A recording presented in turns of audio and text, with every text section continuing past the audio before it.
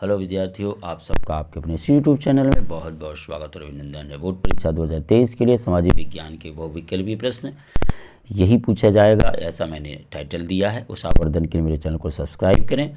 चलिए बिना विलंब किए हम लोग शुरू करते हैं अपने प्रश्नों की सीरीज को। तो आपके सामने पहला प्रश्न है, निम्नलिखित में से किस राज्य में काली मिट्टी पाई जाती है? झारखंड, गुजरात, राजस्थान, बिहार। आपके सामने 4 विकल्प हैं, आपको इन विकल्पों में से अपने उत्तर का चयन करना है। तो बताइए कि किस राज्य में काली मिट्टी पाई जाती है? तो सही उत्तर है आपका गुजरात। गुजरात राज्य में काली मिट्टी पाई जाती है प्रचुर मात्रा में। तो चलिए देखते हैं अगला प्रश्न अपना कौन सा है। अगला प्रश्न है, भारत की इलेक्ट्रॉनिक राजधानी के रूप में जाना जाता है। भारत की इलेक्ट्रॉनिक राजधानी के रूप में जाना जाता है दिल्ली, लखनऊ, भोपाल, बेंगलुरु। तो चलें अपने प्रश्नों का उत्तर दें, इन 4 विकल्पों में से चयन करें। तो इसका सही उत्तर है बेंगलुरु भारत की इलेक्ट्रॉनिक राजधानी के रूप में जानी जाती है। अगला प्रश्न आपके लिए स्क्रीन पर, कौन सा पत्तन देश के पूर्वी तट पर स्थित है? कांडला, कोच्चि, मुंबई, विशाखापट्टनम। कौन सा पत्तन देश के पूर्वी तट पर स्थित है? कांडला, कोच्चि, मुंबई, विशाखापट्टनम। तो सही उत्तर इसका है विकल्प घ है, विशाखापट्टनम बिल्कुल सही उत्तर है।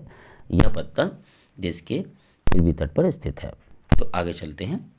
नेक्स्ट प्रश्न आपके लिए है, मुद्रा का निर्माण किसके द्वारा किया जाता है? भारतीय रिजर्व बैंक द्वारा, भारत के राष्ट्रपति द्वारा, वित्त मंत्री द्वारा, प्रधानमंत्री द्वारा। तो मुद्रा का निर्माण किसके द्वारा किया जाता है, इस प्रश्न का आपको उत्तर देना है।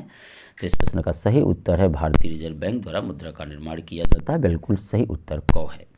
तो विद्यार्थियों चलिए अगले प्रश्न की ओर बढ़ते हैं। आपके लिए आपके स्क्रीन पर आई अगला प्रश्न, विदेशी व्यापार किनके माध्यम से होता है? 2 देशों के मध्य, 2 प्रदेशों के मध्य, 2 नगरों के मध्य, 2 गांवों के मध्य। तो आपको बताना है विदेशी व्यापार किनके मध्य होता है। तो सही उत्तर है विकल्प आपका क, 2 देशों के मध्य जो है विदेशी व्यापार किया जाता है। तो आइए चलिए देखते हैं अपना अगला प्रश्न क्या है। अपना अगला प्रश्न है 6 नंबर का, महामंदी का प्रारंभ किस वर्ष हुआ? महामंदी का प्रारंभ किस वर्ष हुआ? 1919 में, 1924 में, 1929 में, 1934 में।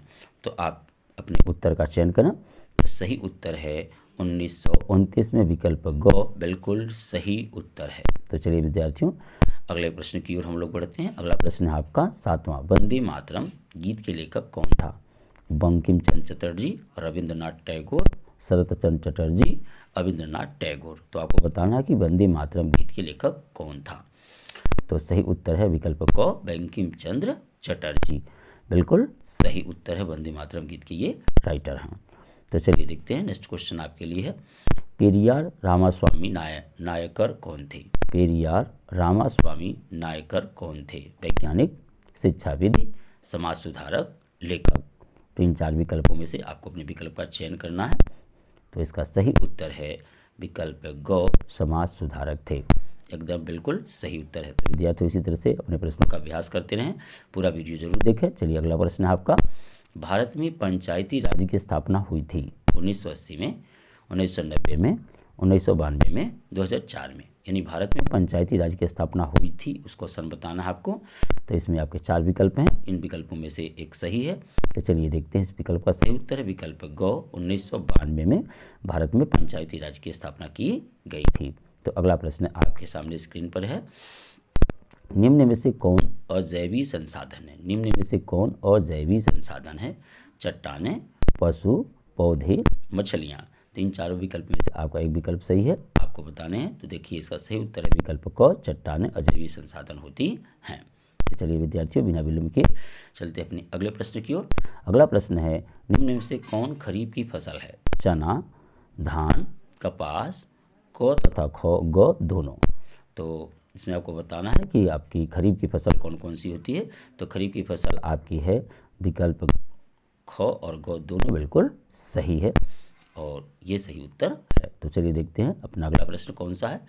अगला प्रश्न है, झारखंड का कोडरमा झारखंड का कोडरमा अग्रणी उत्पादक है। अभ्रक का, लोयस्क का, तांबा का, सोने का। झारखंड का कोडरमा अग्रणी उत्पादक है, आपको बताना है। इसका सही विकल्प है विकल्प क, अभ्रक का। बिल्कुल सही उत्तर है।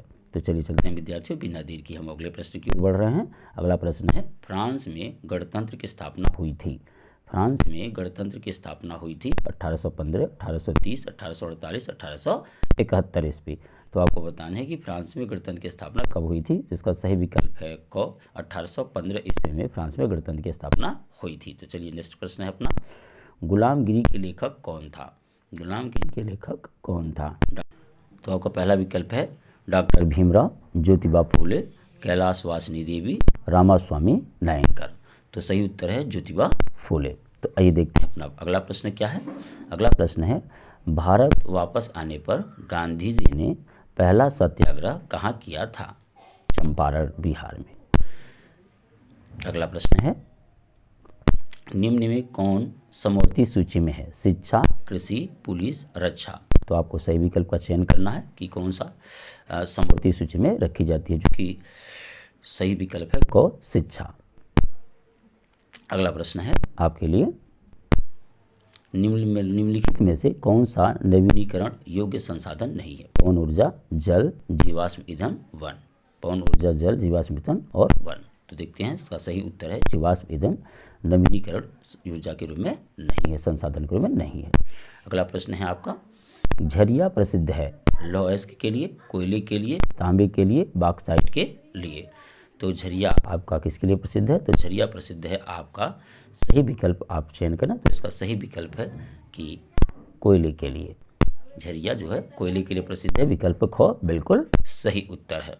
तो आइए देखते हैं अगला है, लाल पीली मिट्टी पाई जाती है दक्कन के पठार में, मालवा के प्रदेश में, ब्रह्मपुत्र घाटी में, थार रेगिस्तान में। दक्कन के पठार में, मालवा प्रदेश में, ब्रह्मपुत्र की घाटी में या थार रेगिस्तान में लाल पीली मिट्टी पाई जाती है। तो सही विकल्प है आपका विकल्प क, दक्कन के पठार में लाल पीली मिट्टी पाई जाती है। तो आइए देखते हैं अपना अगला प्रश्न है। अगला प्रश्न है, संयुक्त राष्ट्र संघ का मुख्यालय कहाँ पर स्थित है? वाशिंगटन में, जिनेवा में, न्यूयॉर्क में, ऑस्ट्रिया में। तो संयुक्त राष्ट्र संघ का जो मुख्यालय है कहाँ पर स्थित है ये बताना आपको। तो आपका सही विकल्प है आपका न्यूयॉर्क में जो है कार्यालय स्थित है। चलिए अगले प्रश्न की ओर बढ़ते हैं। अगला प्रश्न अपना है, सविनय अवज्ञा आंदोलन कब चला गया था? 1920, 1927, 1930, 1935 में। आपको बताना है कि सविनय अवज्ञा आंदोलन कब चलाया गया था।